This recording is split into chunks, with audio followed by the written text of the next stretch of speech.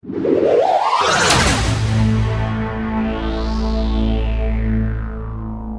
la administración que hoy finaliza, hemos dado a estas la preferencia que merecen por una razón obvia, la de la ley física, que nos obliga a empezar en la construcción de un edificio por la fijación de los cimientos y la preparación del terreno sobre el cual deben levantarse sus líneas estructurales. En el orden de ideas que ahora quiero referirme, empiezo por decir que creo que ha llegado el momento en que debemos reorganizar sobre base científica la administración pública nacional, incluyendo a los organismos autónomos que forman parte del Estado y que operan al igual que éste con fondos del erario público. El primer paso en este sentido debe consistir en la organización y el saneamiento de los organismos que ejercen una función de fiscalización y de control sobre las finanzas estatales. Existe en la administración actual, como en todas las que hemos tenido desde que el país se reinstauró en hecho al sistema democrático, una falla capital que reside principalmente en la forma en que desarrolla su labor y cumple sus atribuciones la Contraloría General de la República. La mayoría de las oficinas públicas nos rinden mensualmente, de acuerdo con la ley, los informes a que están sujetos tanto los departamentos de la Administración Central como los organismos autónomos que manejan fondos del Estado. Algunos de esos departamentos tienen varios años de atraso en el cumplimiento de ese deber ineludible. La responsabilidad de esa anomalía recae principalmente sobre la propia Contraloría General, debido a que esa oficina no ha funcionado con la eficacia y la regularidad requerida en un organismo de esa jerarquía y de esa importancia. En vez de 42 inspectores, cantidad asignada en la Ley de Gastos Públicos, la Contraloría General de la República ha trabajado con solo 25, razón por la cual no ha realizado todas las inspectorías que tiene el deber de llevar a cabo y ha reducido su misión de control solamente a las inspecciones y a las auditorías que le han sido previamente solicitadas. Hasta tal punto ha llegado la desorganización imperante en la Contraloría General de la República, que se ha hecho ya generar la práctica de que los organismos autónomos utilicen los servicios de auditores privados en vez de recurrir en cada caso al organismo oficial que ha sido instituido por la ley para las labores de esa naturaleza. El Instituto de Auxilios y Viviendas, el Instituto Nacional de la Vivienda, el Instituto Nacional de Aguas Potables y Alcantarillado, el Instituto Nacional de Recursos Hidráulicos, el Instituto Dominicano de Seguros Sociales, la Corporación Dominicana de Electricidad, la Oficina de Desarrollo de la Comunidad y el Consejo Estatal del Azúcar han invertido en conjunto la suma de 123.397 pesos con 25 centavos en los últimos 2 años en auditorías hechas por instituciones privadas. Es en consecuencia necesario, para el mayor adecentamiento de la administración pública y para que no exista la menor sospecha en cuanto a la pulcritud con que los fondos del erario público son manejados por el gobierno y por sus institutos autónomos, que la Contraloría General de la República se reorganice con personal técnico adecuado y que se le ponga en aptitud de cumplir cabalmente su misión, que es la de fiscalizar la contabilidad general del Estado y la de ejercer un control riguroso sobre el manejo de los fondos que pasan directa o indirectamente por las arcas nacionales. Debo confesar sin reservas que hay otros dos sectores de la administración pública de los cuales no estoy ni podría estar satisfecho. El Instituto Nacional de Recursos Hidráulicos ha realizado en los últimos 4 años una labor demasiado pobre,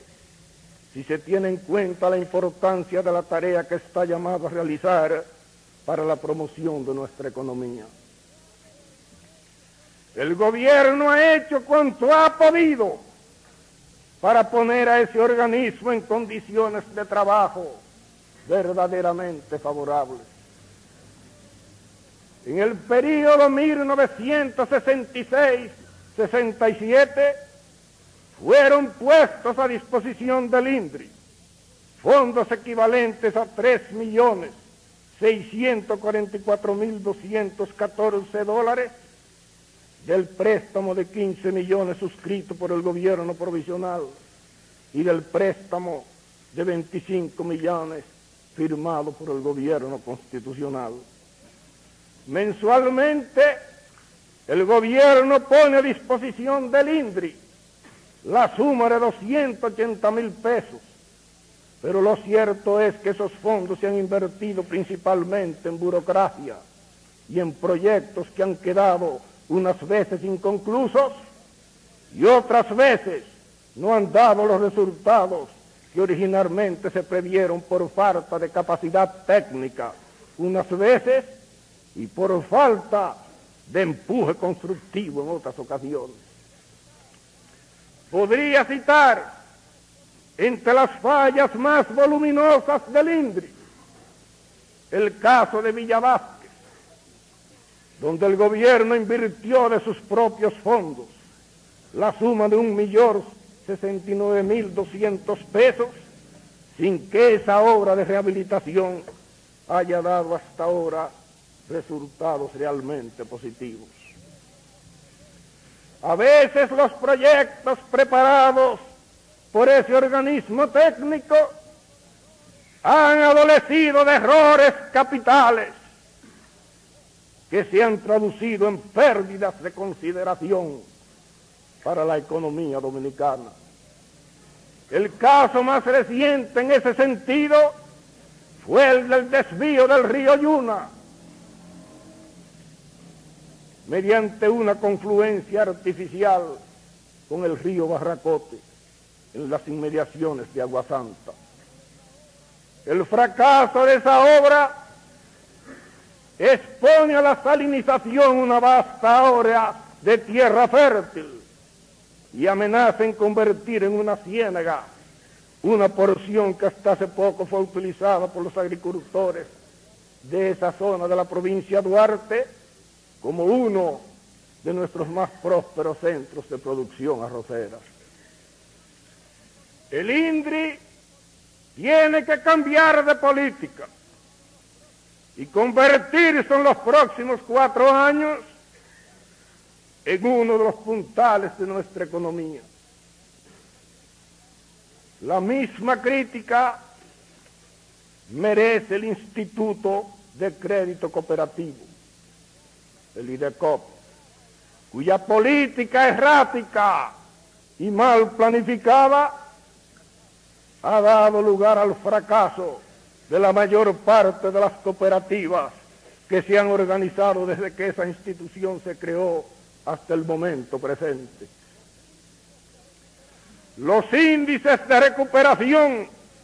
de los fondos puestos a disposición de la mayoría de esas cooperativas son casi imperceptibles. Del empréstito hecho por el gobierno provisional y del que suscribió con la Agencia Internacional para el Desarrollo el actual gobierno, el IDECOP manejó la suma de 3.321.025 pesos con 80 centavos, la cual prácticamente fue dilapidada. Ha habido una mala dirección del IDECOP y la administración de los fondos puestos a disposición de ese organismo ha dejado mucho que desear. No precisamente porque se pueda acusar a sus consejos directivos de corrupción, sino más bien de incuria o de falta de capacidad técnica verdadera. Ha llegado también para el IDECOP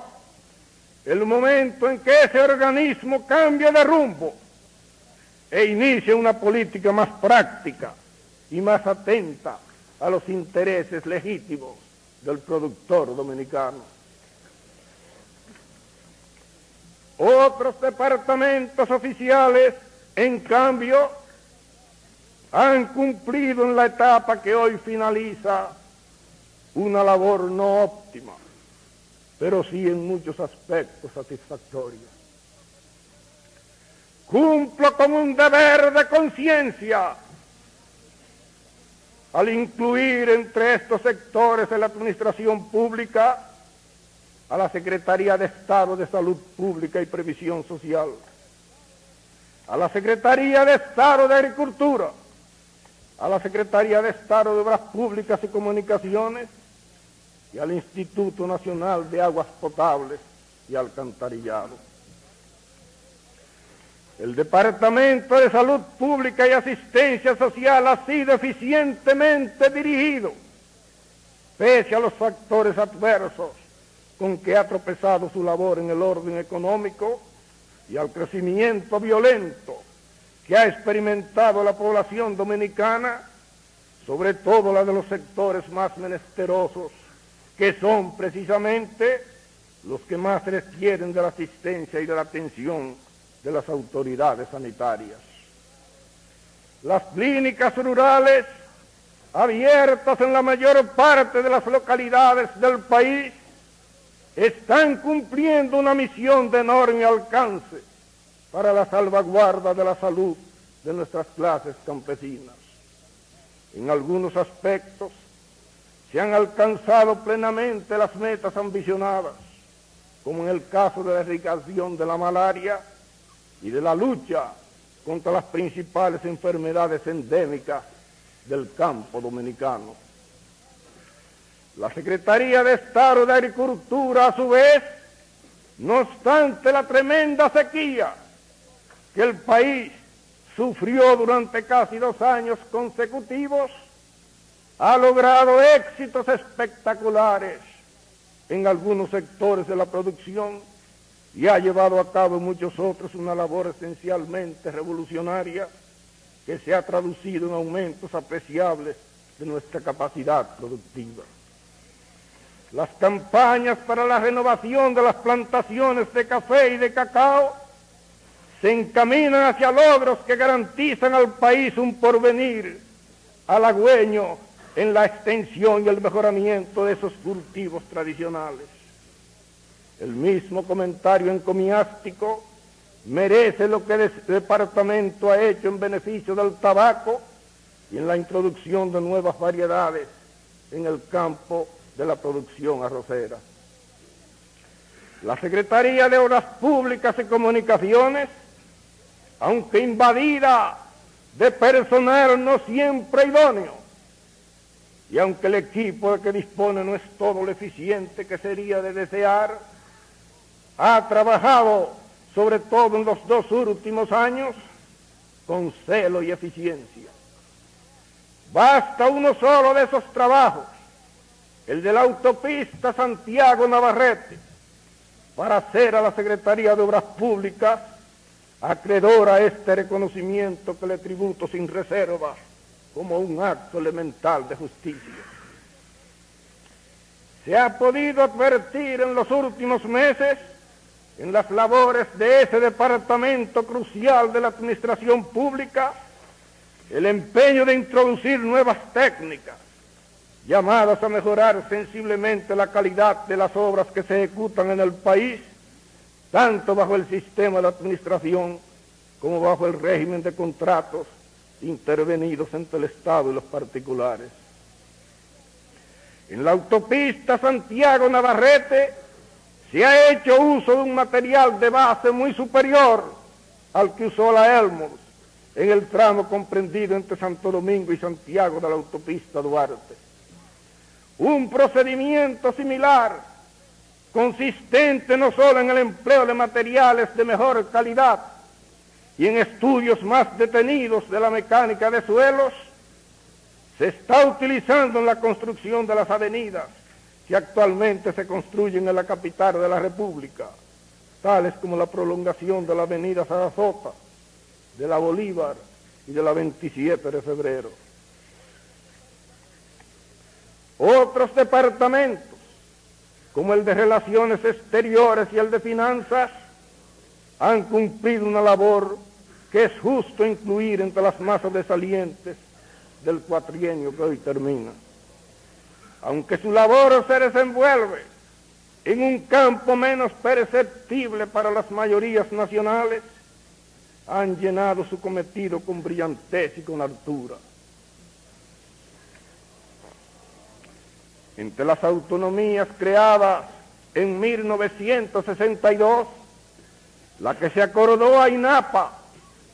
es tal vez la que ha funcionado en hecho de manera más satisfactoria. Técnicamente es sin lugar a duda el mejor dirigido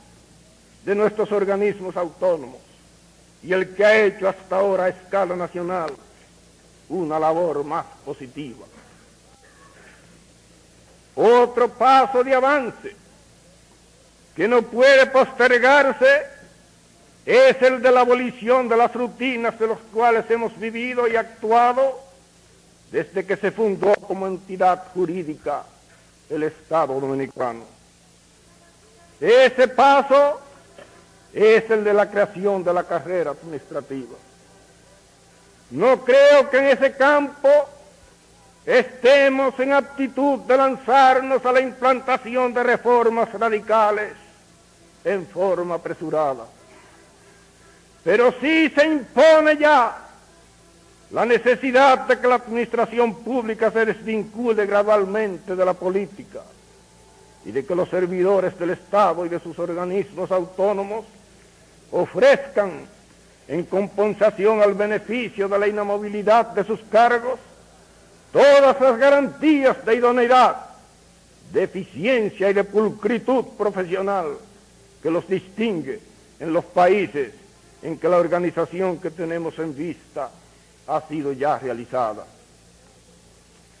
La Oficina Nacional de Administración y Personal del Gobierno ha elaborado un plan que contempla, de acuerdo con el criterio ya expuesto, la implantación gradual en el país de la carrera administrativa. Es propósito del gobierno que hoy se inicia tomar las medidas necesarias para empezar la implantación de ese proyecto, una vez convertido en ley de la nación, en aquellas ramas de la administración pública que exigen necesariamente, por la naturaleza misma de sus funciones, cierto grado de experiencia y de preparación técnica en los servidores públicos, aún los de más baja categoría.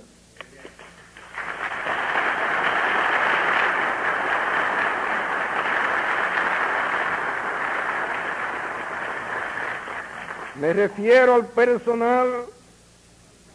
de todas las oficinas recaudadoras, tales como el del servicio aduanero, el de rentas internas y el del impuesto sobre la renta. Al lado de esas dependencias administrativas,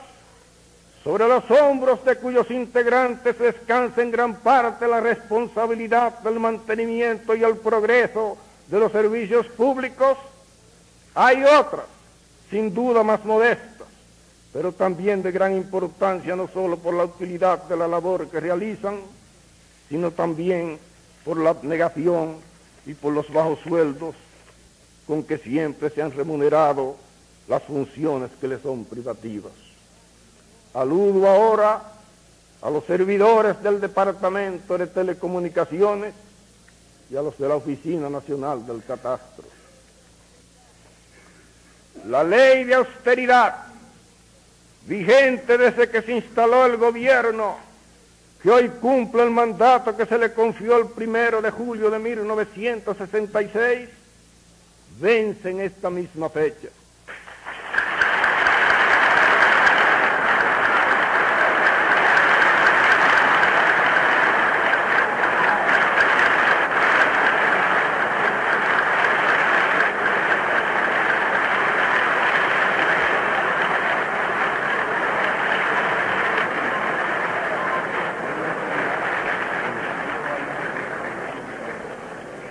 Nuestra intención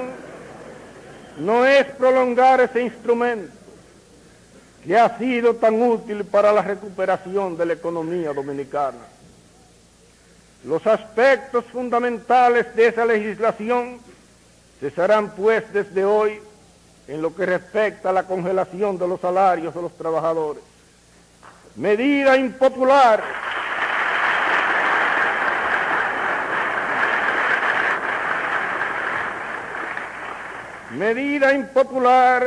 que ha servido de base, sin embargo, para la recuperación que hoy se advierte en el campo industrial, con el nacimiento de muchas empresas que han podido iniciar sus actividades, gracias al clima de armonía entre obreros y patronos que se creó al eliminar una de las fuentes que con más frecuencia perturban las relaciones obrero-patronales. Los sueldos de los servidores públicos, en cambio, no podrán ser aumentados sino gradualmente, mediante un plan que el gobierno se propone cumplir en los próximos 4 años y que estará fundado en un orden de prioridades, impuesto tanto por el alza del costo de la vida como por la necesidad de que ciertos servicios públicos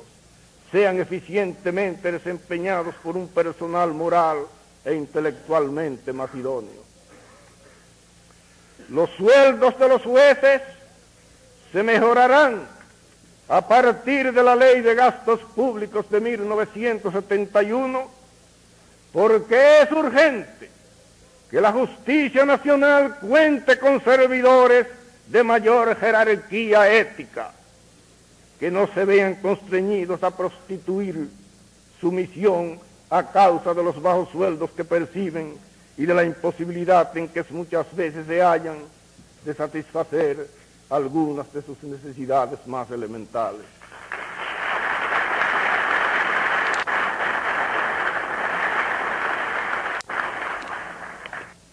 La clase médica ha empezado ya a ser atendida, y es propósito del gobierno continuar el plan con que se empezó a favorecer a esos servidores del Estado desde los primeros meses de 1970.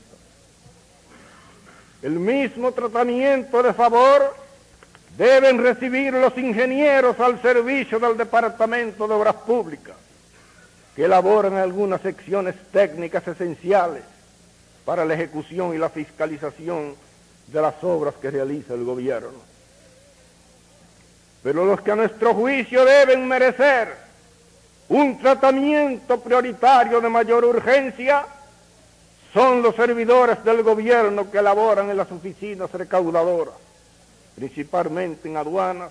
rentas internas e impuestos sobre la renta.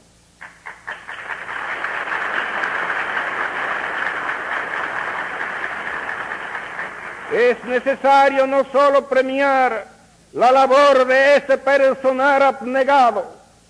de cuya honradez y eficiencia depende en gran parte el sostenimiento de los servicios públicos y en consecuencia la parte del plan de desarrollo que compete al gobierno, sino que también hay que ponerlo a cubierto de las tentaciones que a menudo se ve expuesto por parte de los especuladores debido a la exiguidad del sueldo con que el Estado remunera sus servicios. Hay otro lastre del cual debe ser desembarazada la administración pública en los próximos 4 años: el centralismo. Muchas veces se tilda al que habla de haber favorecido esa tendencia de tipo autoritario y de haber acumulado en sus manos atribuciones que en realidad corresponden a funcionarios de menor jerarquía. El hecho es cierto: si se le circunscribe a la elaboración y a la ejecución del presupuesto nacional, la única centralización que yo he promovido en mis 4 años de ejercicio del poder público es la del control y el manejo de los fondos presupuestarios.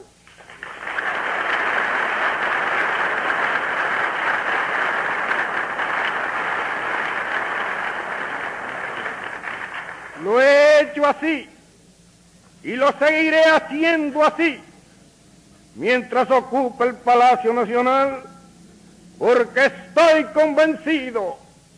de la necesidad de esa práctica para impedir que en la administración pública se mantengan vicios tan odiosos como el de la dilapidación y el mal uso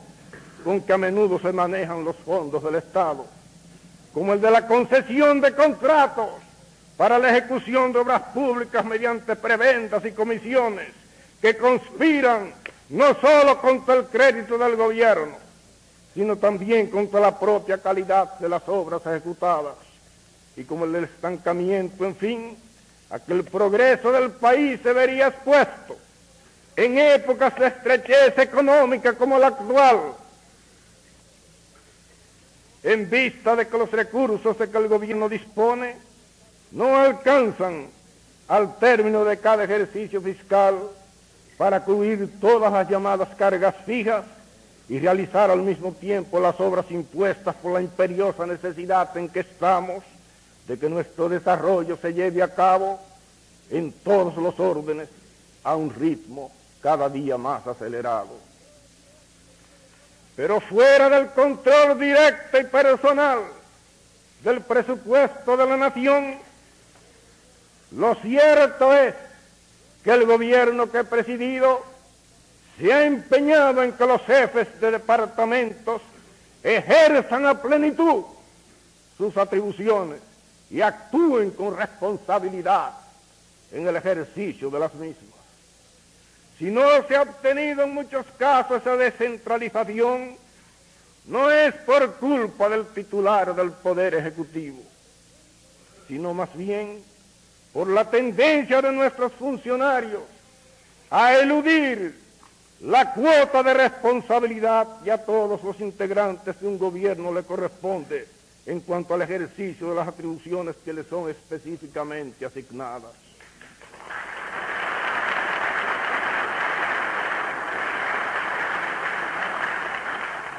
La práctica aquí, sin duda heredado de un pasado del cual no hemos podido independizarnos totalmente todavía, es la de descargar en el presidente de la República la responsabilidad de todo lo malo que se hace en el gobierno, aun cuando cada funcionario tenga el cuidado de atribuirse con frecuencia todo lo bueno que se haga en el país a través de cualquiera de nuestras dependencias administrativas. Esa práctica consuetudinaria se ha generalizado tanto que siempre, cuando se cancela a un empleado, la cancelación se atribuye al presidente de la República. Pero cuando se le nombra, el nombramiento se atribuye a la recomendación encaminada al Poder Ejecutivo por el jefe departamental correspondiente.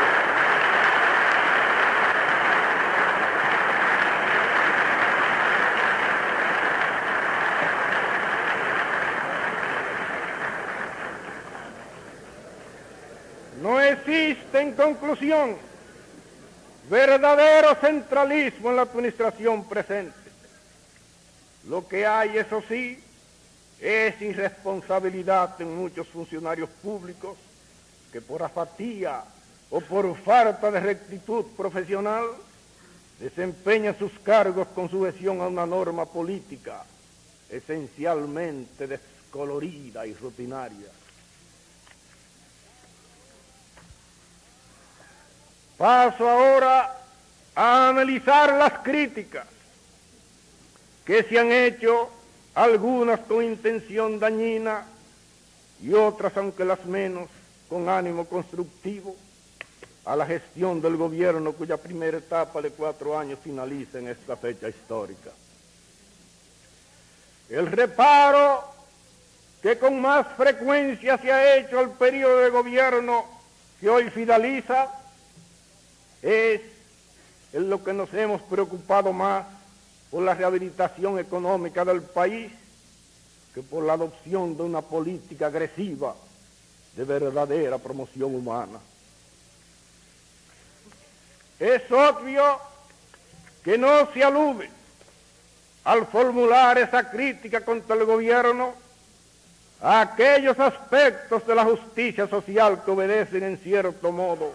a fines asistenciales. La política de viviendas para personas de escasos recursos que se ha practicado en los últimos 4 años no tiene precedentes en la historia dominicana.